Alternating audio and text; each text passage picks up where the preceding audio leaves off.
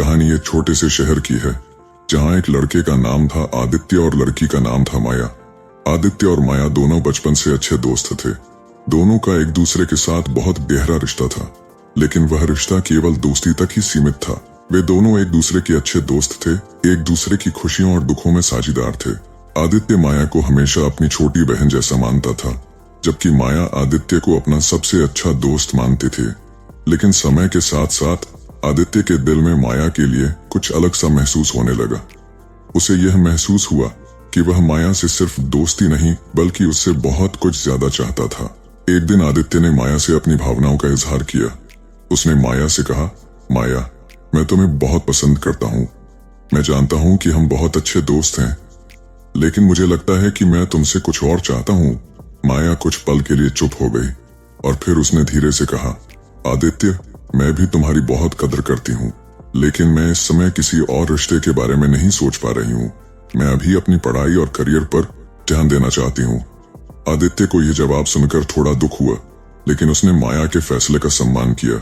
वह जानता था कि माया अभी किसी रिश्ते के लिए तैयार नहीं थी, लेकिन उसका दिल पूरी तरह से टूट चुका था। उसे अपनी मोहब्बत अधूरी सी लगने लगी थी, क्योंकि उसने अपनी पूरी कोशिश की थी, लेकिन माया को अपनी भावनाओं का जवाब नहीं मिल पाया। कुछ महीनों बाद माया ने अपने करियर के लिए एक और शहर में शिफ्ट होने का फैसला किया। आदित्य के लिए यह खबर बहुत चौंकाने वाली थी। माया की विदाई के समय आदित्य ने उसे एक बार फिर से अपनी भावनाओं का इजहार किया। उसने माया से कहा, माया, तुम हमेशा मेरी जिंदगी का हिस्सा रहोगी। मैं तुम्हें कभी भूल नहीं सकता, लेकिन मैं जानता हूँ कि तुम अपनी राह पर जा रही हो। तुम खुश रहो, यही मेरी दुआ है। माया ने मुस्कुराते हुए कहा, आदित्य, तुम मेरे सबसे अच्छे दोस्त हो और हमेशा रहोगे। मैं तुमसे बहुत प्यार करती हूँ, लेकिन अब मैं इस रिश्ते को और आगे नहीं बढ़ा सकती। आदित्य ने उसे गले से लगा लिया और कहा, मुझे यह महसूस हो रहा है कि कभी कभी हम कुछ चीजों को पूरा नहीं कर पाते, लेकिन यह भी सच है कि अधूरी मोहब्बत हमेशा हमें कुछ सिखाती है। शायद यह अधूरी मोहब्बत ही हमें वह रास्ता दिखाती है जो हमें अपनी जिंदगी में आगे बढ़ने के लिए चाहिए।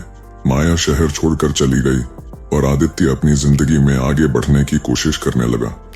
उसकी मोहब्बत अधूरी रह गई, लेकिन उसने यह सीखा कि प्यार हमेशा वही नहीं होता जो हम चाहते हैं, बल्कि प्यार वह होता है जो हमें समझ में आता है और वह हमें मजबूत बनाता है।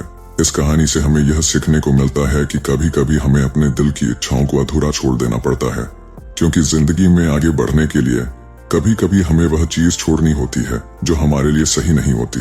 अधूरी मोहब्बत भी एक अनमोल एहसास होती है जो हमें जीवन के नए पहलुओं से अवगत कराती है। कभी कभी अधूरी मोहब्बत ही हमें हमारी मंजिल तक पहुंचने का रास्ता दिखाती है।